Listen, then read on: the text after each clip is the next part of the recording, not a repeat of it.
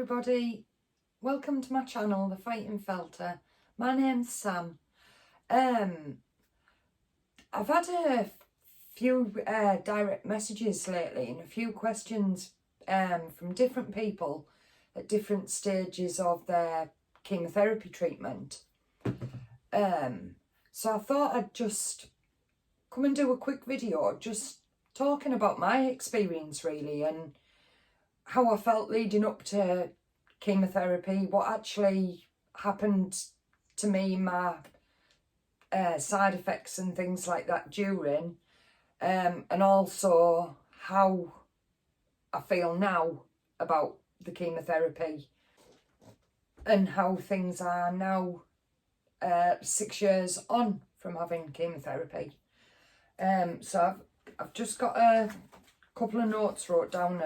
Yeah, sorry if I look down. I've just got a few bits wrote down, a few questions and things. But basically what I thought I'd cover really is how, like, my assumptions, like prior to having chemotherapy. Well, I assumed I would lose my hair. I thought that was just a given. I assumed I'd lose weight. I assumed I'd be really sick, vomiting all the time. I thought I'd have a metallic taste in my mouth. Basically, I think I thought that I would have all the side effects. Now, when I had my chemotherapy, I was actually part of a clinical trial, which was called the interlace trial. And what that consisted of was that people in that chosen group would receive, on top of the standard chemo radiation treatment in the UK for cervical cancer, they would receive an extra 6 doses of two different type of chemotherapy drugs. So I chose to be in the trial and I was selected in that group. So prior to my standard NHS treatment starting, my trial treatment started. So, and I'll tell you the names of the drugs. So the interlace part of the drug, that was an extra 6 sessions, and that was Paxil and carboplatin. They were the two extra drugs that I would have, and then the standard chemotherapy, the standard treatment is cisplatin, and I was to receive 5 treatments of that. Anyway, so like I say, leading up to having the chemotherapy, I think I thought that, like I said, I read, as soon as I knew I had cancer and things, you start reading, and everyone has, you have an idea in your mind about, you know people that have had chemotherapy, you've seen it, you've heard about it. It's definitely not a nice drug. But anyway, prior to me actually starting my treatment, I did a little bit of reading, read about all the horrific side effects and the statistics of how many people actually die having chemotherapy. I won't go into that, it's a whole different video, but I was really like, I genuinely, I was scared about having the chemotherapy. Anyway, time, I think I had a good few weeks between knowing that I was going to have it and actually starting. I started at the beginning of August 2015. So yeah, so I had this idea in my head of what it was going to be like. I actually, when I was doing my research into like chemotherapy, obviously I remember at the time reading into it and what like the definition of it and things like that were, and I've just prior to doing this video I just re-looked over it just to mention it in this video, and a couple of different definitions. And one it was just it's a group of drugs used to destroy cancer cells, and it's also a cytotoxic, sorry, I might be pronouncing that totally wrong, drug. Well, cyto means cell and toxic means poison, so it basically poisons cells. And the actual definition of cytotoxicity is it's a process that results in either cell damage or cell death. And the thing with chemotherapy is it doesn't know the difference between a cancer cell and a healthy cell. So when you go in for a course of chemotherapy, you know that a lot of healthy cells are going to be destroyed.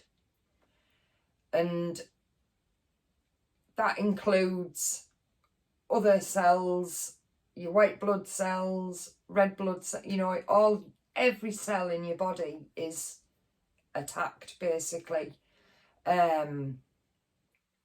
So you can understand why it is such a scary drug really. But anyway, getting back to when I actually started my course. So I was going for 11 weeks. I went every Tuesday and I had a blood test prior to actually having my treatment.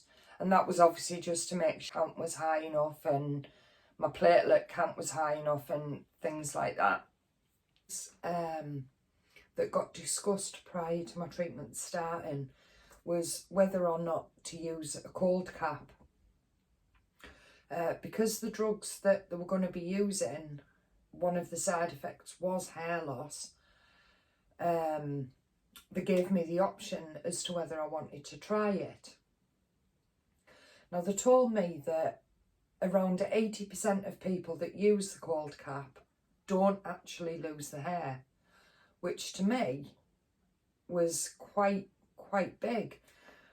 They did also say that a lot of people can't tolerate the cold and that they can literally only have it on for a few seconds and then they have to stop using it. But I thought, well, I can give it a try.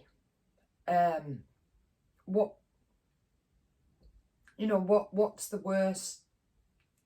If it's too cold, I'll stop. I wasn't that, obviously I didn't want to lose my hair, but had I have lost it all, I would have just had to have dealt with it, I think. Like, it's one of them things, isn't it? But I thought, well, I'll give it a try. For an 80% chance, I'll try it, because I had at the time, I mean, my hair's like quite short now, but at the time I did have quite long hair. Anyway, so that was discussed. So I decided that I was going to try it. So prior to going as well, I did think about taking like a little bag with me, because when I'd been doing my reading and things, it was advised to take a few things in with you. And what I took was, I just took a couple of little things really. Was just really some tissues, which I'm glad I took, because hospitals are quite stuffy places, and also it's quite an emotional time. Well, it was for me, my first day especially, and other days throughout the treatment, but I'll get into that later.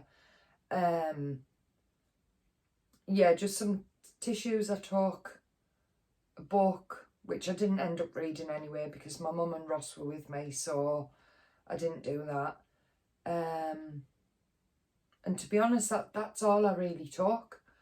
I know that there's a lot of things recommended. I'll put a list of just a few things that people do recommend, but I will just say there's a lady called Amanda, and her channel's called The Health Nook. I'll put it in the description below, but if you go check out her channel, she's got an absolutely fantastic video on what to put in your bag, and she's got every eventuality covered, so definitely go and check out her channel of what to take with you. Anyway, so I got there on my first day, went into the area. It was quite a wide open space. There was a seating area of hospital, like recliner chairs down one side, which is obviously where people got the cannulas done at this side. Then there was a nurse's station in the middle, and then at the other side there was some like comfier chairs and coffee tables and things like that for just people to relax after the, you know, once they had the drip on. So I went in, sat in one of the recliners, the armchairs, put a cannula in my hand, which actually went in really easily. Didn't have any issues with that on that occasion. And I was really nervous about it because I did used to have a real needle phobia. So I was absolutely papping myself about that. But it went in absolutely no problem. Looking back in hindsight now, I really wish I'd invested in some, oh, let me get this right, is it Emla cream? I'll put a text up with it on, and what it does is it numbs the area. Yeah, so looking back in hindsight, I would get some of that numbing cream and use that prior to going in.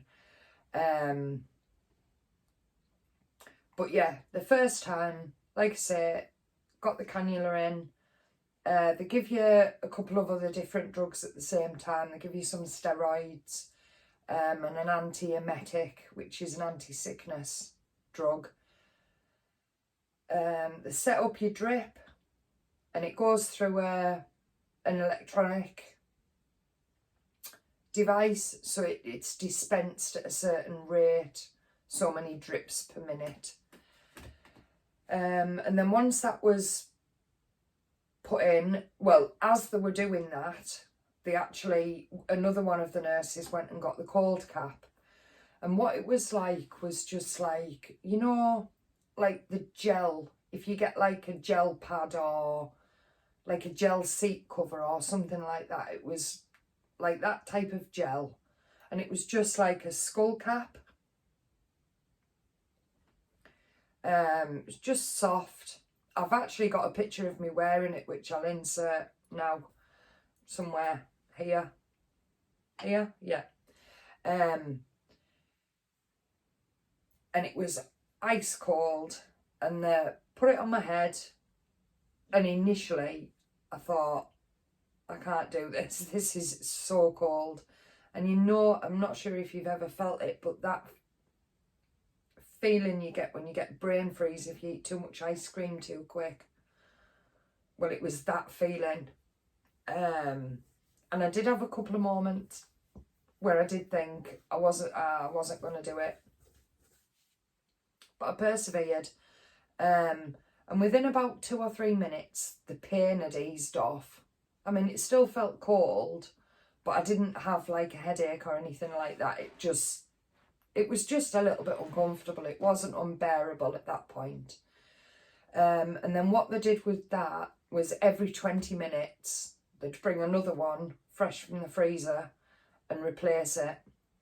And again, like I said, the first 2 or 3 minutes, you felt the cold again. I'm shiver thinking about it. You felt the cold again.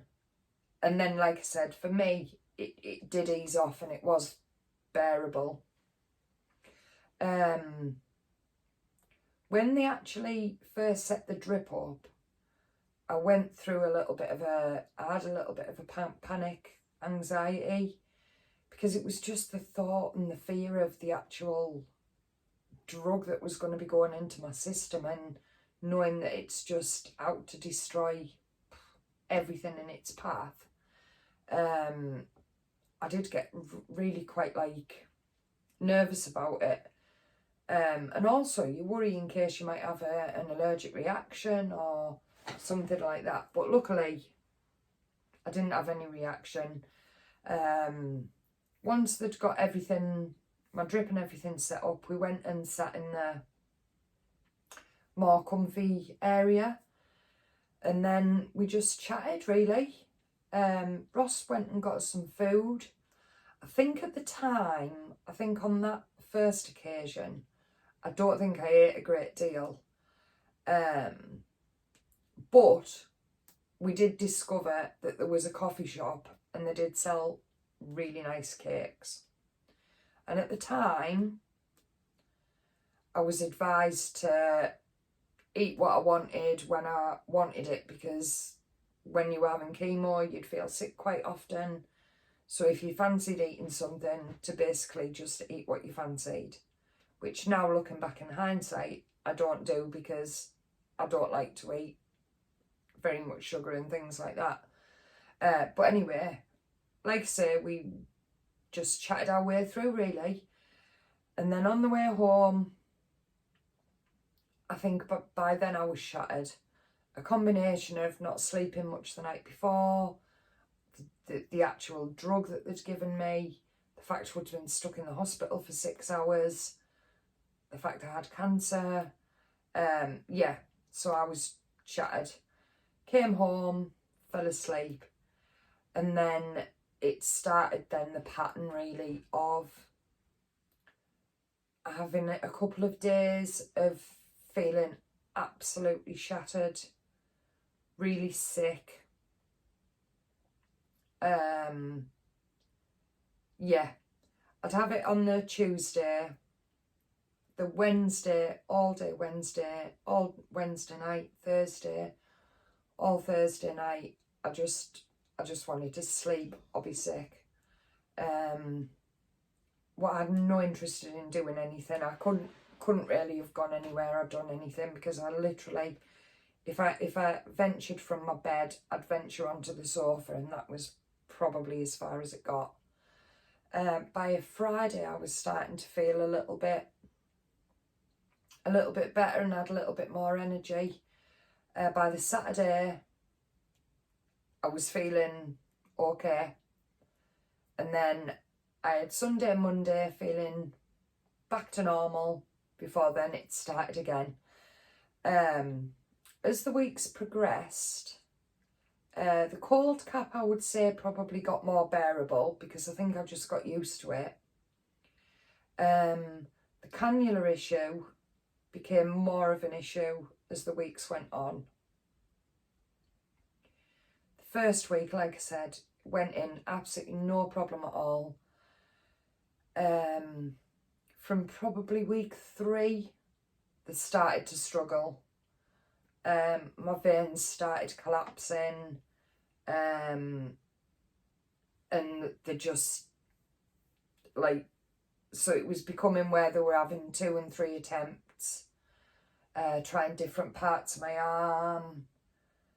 And I think it got to I reached my breaking point with my cannula on about week 6 or 7.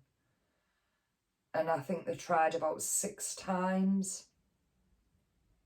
And they just couldn't get it. I think they even tried on my foot at one point.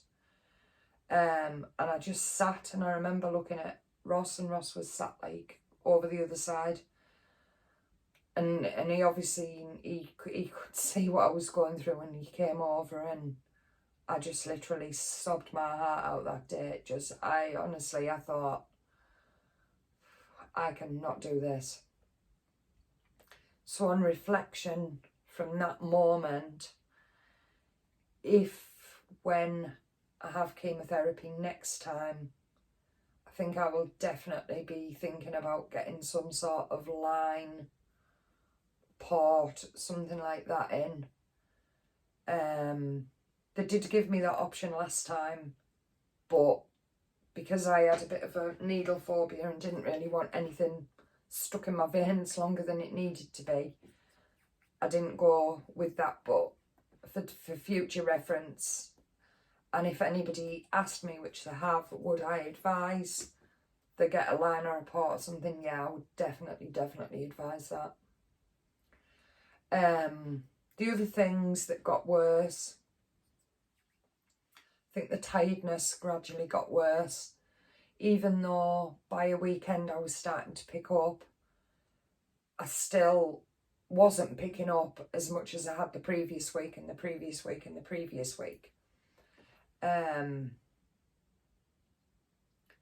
appetite when I was actually having chemo was fantastic. Poor Ross, literally, I think he spent the whole 4, 5, 6 hours we were there running round from one eating area to the next, from the canteen to the cafe, to literally backwards and forwards bringing me food, and I just ate the whole time. And then, like I say, the couple of days after, I didn't, because I just felt sick. I did get quite a lot of a metallic taste in my mouth. I got that quite often, and also I got a sore mouth, like really bad sores inside my mouth. But every symptom that I presented to my consultant each week when I was going, she was absolutely fantastic, in fairness to her, and she'd give me something to counteract that side effect. In all honesty, I don't think, for me personally, that my chemotherapy treatment was as bad as I thought it was going to be. Saying that, I did have lots of the side effects. I didn't lose all my hair fully, but it did thin on my head. And bless her, my absolutely beloved friend Sharon, in support of me, braved the shave for charity. And then I didn't end up losing my hair, and I felt really guilty about it. But she did raise loads of money, so I'm so proud of her for that.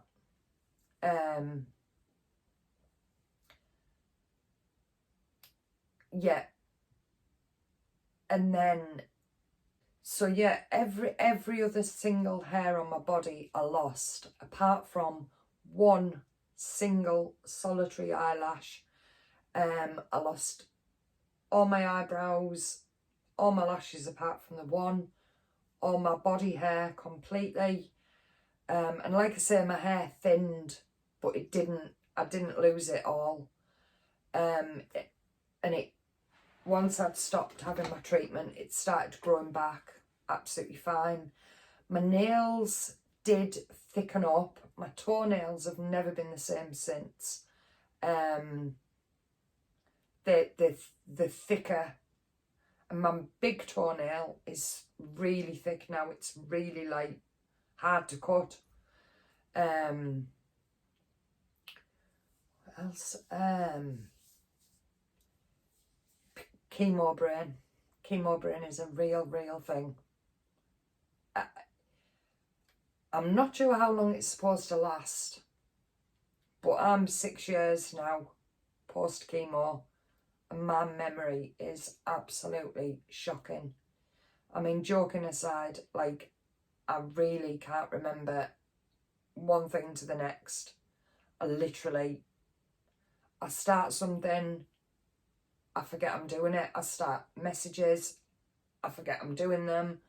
Literally, my memory is, it really is a real thing. A real thing. So yeah, so overall, I would say my experiences were not as bad as I thought they were going to be. It wasn't pleasant. I could lie to you and say it was a bed of roses. It wasn't. For me, I was lucky. I feel like I was lucky. And like I say, it wasn't as bad as I thought it was going to be. I had a few bad days. The rest weren't too bad. I didn't have all the symptoms that, you know, some people have to endure. Yeah, I do feel I was quite lucky. I did at one point during my treatment have to have a blood transfusion because my blood count had come back low that week. So I just had a blood transfusion that week and didn't have any other issues, touch wood.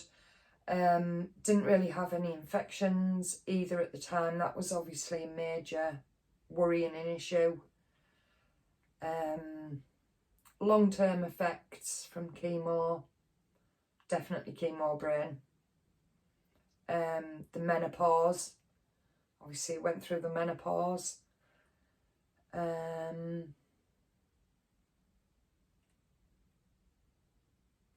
teeth are not the same. They're definitely not as strong, and they've not been the same.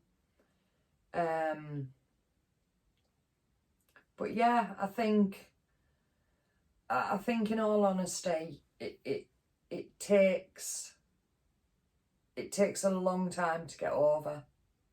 A long time. Like I say, I'm 6 years now post chemo, and you know, it still has a massive impact on me.